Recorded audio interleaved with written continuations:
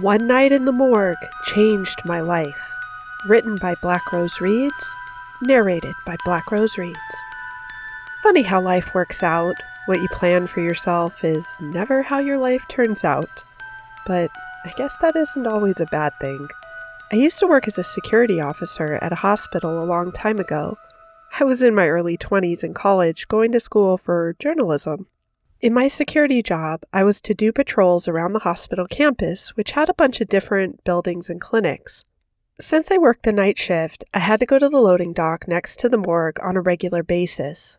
One night as I was getting close to the loading dock, I felt really creepy vibes. It was like there was something spooky in the air around me. I couldn't shake the feeling that someone or something evil was watching me from the shadows. I took a deep breath and walked towards the door that connected the loading dock and the morgue. I had to check out the narrow hall on the other side as part of my patrol. The door had a small window, so I peeked through it. When I looked through the window, my heart skipped a beat. I saw this weird, black, ribbon-like thing floating in the dimly lit corridor. At first I thought I was imagining things, but then I wondered why I would be hallucinating in the first place when I'd not been drinking or taking any drugs, as most of my college classmates were apt to do. Had someone slipped something into my drink when I was on break?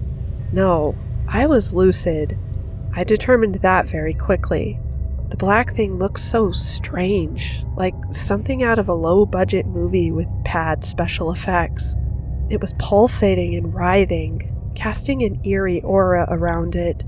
The temperature in that area had suddenly gone chill, as if all the warmth in my body had been drained instantly.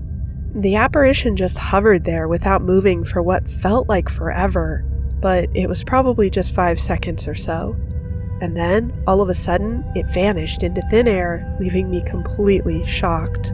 At first I wasn't sure if I should tell anyone about what I saw, but then I remembered my coworkers sharing their own stories of weird stuff happening. I had not believed them until now. I'd chalked up their stupid stories to a sort of hazing the new person kind of ritual, but I realized right then they'd been dead serious. I quickly radioed the other security officers to let them know what had happened. The other 2 guys were pretty somber. I expected to be made fun of, but their reaction had been more like, "We told you so." The patrol of the morgue was included in our responsibilities, and in the past week, there had been a bunch of sudden and violent deaths at an adjacent construction site that had everyone on edge. The circumstances surrounding those deaths were really strange and unsettling. The incident in the hallway made me feel even more uneasy. It felt like there was some creepy force lurking in the hospital. After that, I became super anxious, and every patrol I did was nerve-wracking. Night after night, I was on edge, constantly looking over my shoulder, half expecting to see that freaky apparition again. Every little sound or flickering light made me jump. I couldn't sleep properly because I kept having nightmares about shadowy figures. One night, I even had a night terror where I thought that apparition was in my room. In a half-awake and half-asleep state, it was slowly moving towards my bed. I was petrified. I wasn't sure if I was frozen because of fear or because it was just a bad dream. Then suddenly I woke up and realized it was something like a night terror / sleep paralysis, which I'd never been prone to before. One evening, as I was passing by the morgue, I couldn't resist the urge to investigate further. I thought maybe if I could confront my fear and see that there was nothing there, then I'd be able to sleep better. I cautiously opened the door, feeling a sense of dread. The hall looked normal, even boring. Nothing seemed out of the ordinary. But as I got closer, a cold gust of wind blew by, and the lights nearby flickered and went out. I panicked and stumbled backward, scrambling to get out of there. The whole corridor was engulfed in darkness, and it felt like the light had been sucked away. Finally, with a surge of adrenaline, I managed to slam the door shut behind me, barricading myself away from whatever evil was in there. I was sweating like crazy as I leaned against the door, trying to catch my breath. I never went near that morgue hallway again, and I quit that job soon after. The memories of that night and the weird things I saw still haunt me. As time went on, I couldn't shake off the effects of that terrifying encounter. The hospital started getting a bad reputation with people talking about strange things happening. It was almost like the spirits of the dead were taking revenge on the living. Former colleagues shared chilling stories of doors slamming shut on their own, whispers echoing through empty corridors, and a constant feeling of being watched and dread throughout the building. Some even claimed to have seen apparitions similar to the one I saw that night.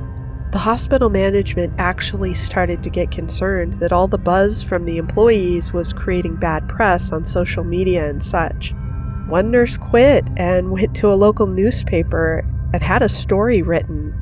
I'm unsure if the management did this to quell the bad press or to actually alleviate that ramped up activity, but they were alleged to have hired a priest and a paranormal investigative team to come in and take care of the issue.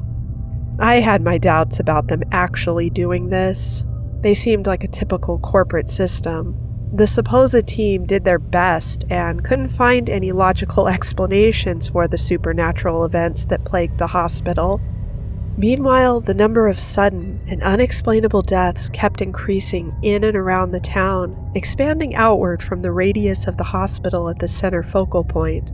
Within the hospital, both patients and staff members were falling victim to strange accidents and unexplained illnesses. The hospital no longer seemed to be a place of security and hope. Rather, it became a place of fear and despair, with sadness and darkness lingering in every corner. Eventually, the hospital closed because people were more willing to drive twice the distance to the facility a town over than to go to the one in their own backyard.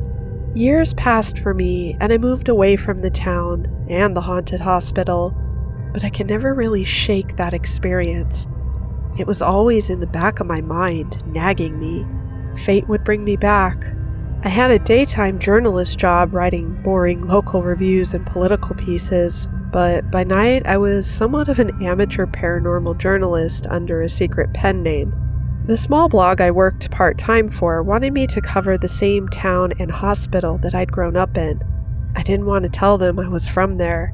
Quite frankly, I was surprised they'd even heard of that place since it was so small and obscure, but somehow it fell on their radar and I was asked to cover a story with the paranormal team.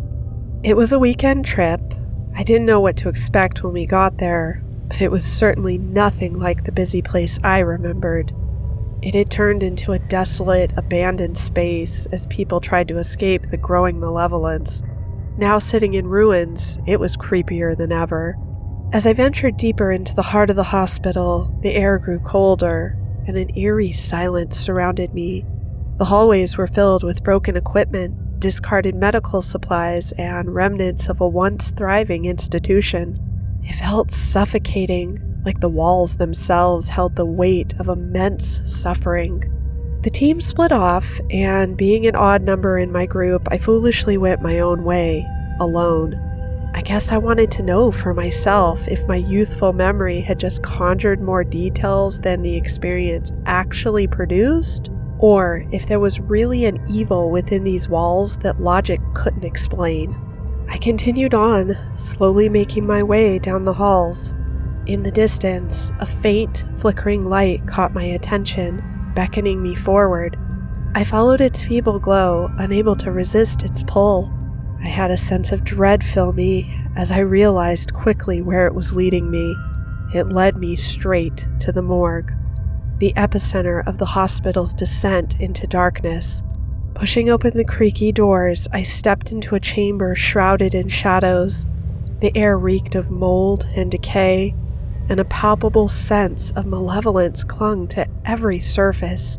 It was there, amidst rows of cold metal slabs, that I got my answer.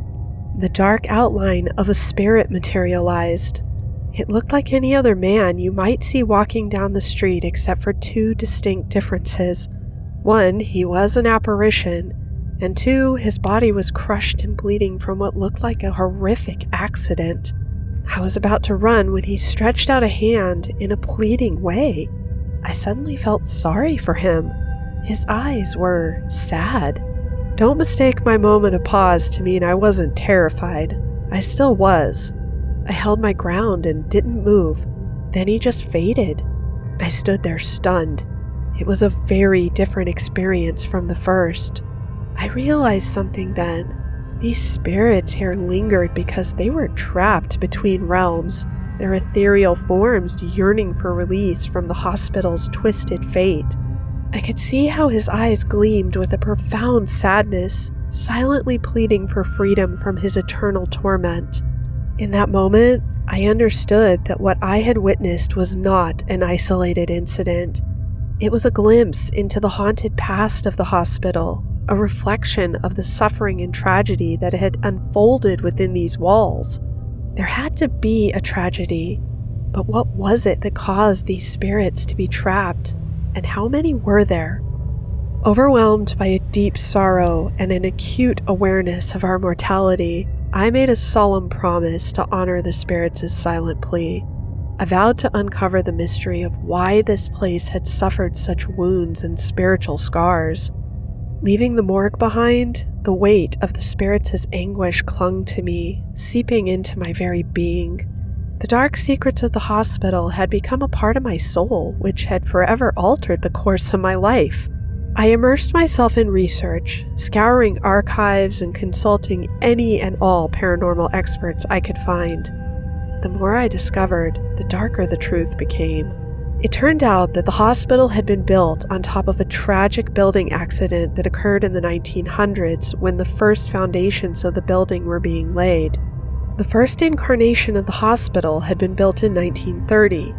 It was nearly ripped down to the studs to make way for progress. In the 70s, a newer building had been constructed, but the history of the site had been well buried and covered up in the archives of the local library and some local historians' private basement files as well. Because the incident happened in the 1930s, the foreman didn't want to lose his job. The company was already suffering financial loss, so when 5 men died early morning on the job from oversight of rushed construction, he covered it up.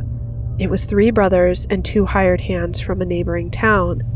The 3 brothers had no family to speak of, and the hired hands had no local interest, so the foreman thought it would be easy to make up a story about their disappearance and let it go.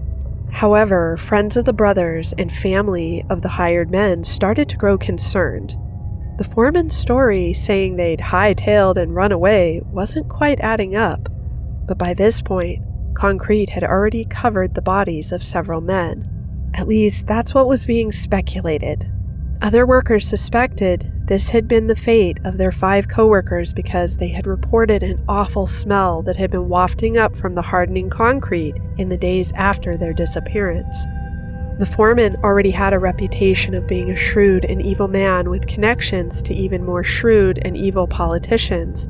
The other workers, not wanting to lose their jobs during a time when jobs were scarce, talked only amongst themselves. Rumors were recorded in journals and letters, but there was no official record of an investigation or confirmation that they did in fact die on site. It became all too obvious to me that the restless spirits of those interred within the ground had been awake and active for nearly a century. Now their anguished souls were haunting these halls, seeking retribution for the injustice of their deaths. Further research led me to legends and folklore intertwined with the hospital's history, revealing tales of ancient curses and malevolent forces that had plagued the land for centuries. It became clear that the hospital's location was no coincidence. It had unwillingly become a battleground between the living and the dead. Armed with this newfound knowledge, I sought out a group of paranormal investigators renowned for their expertise in cleansing haunted locations. Together, we formed a plan to confront the entities that had taken hold of the hospital. On a moonless night, we gathered at the entrance of the hospital, our hearts filled with a mix of fear and determination.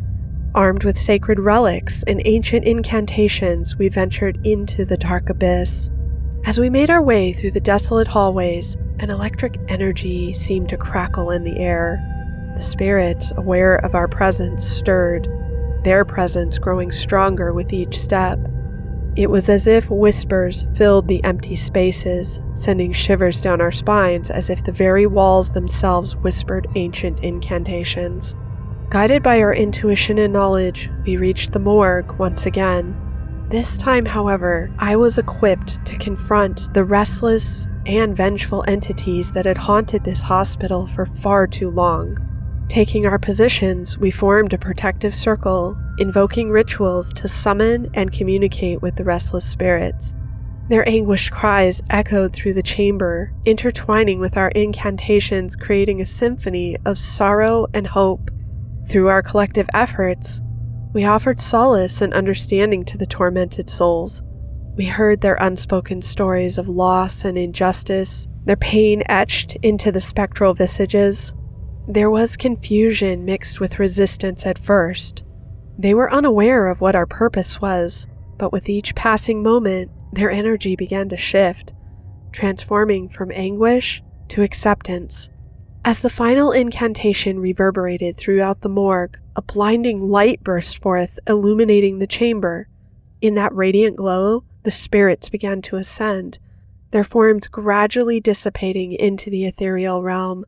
It was a bittersweet moment for me, a release from their suffering and a farewell to the world they had left behind. As the last spirit faded from view, I realized it was the visage of the man I'd seen in the morgue on my most previous visit. His face was now a painting of peace and rest. A profound stillness settled over the morgue.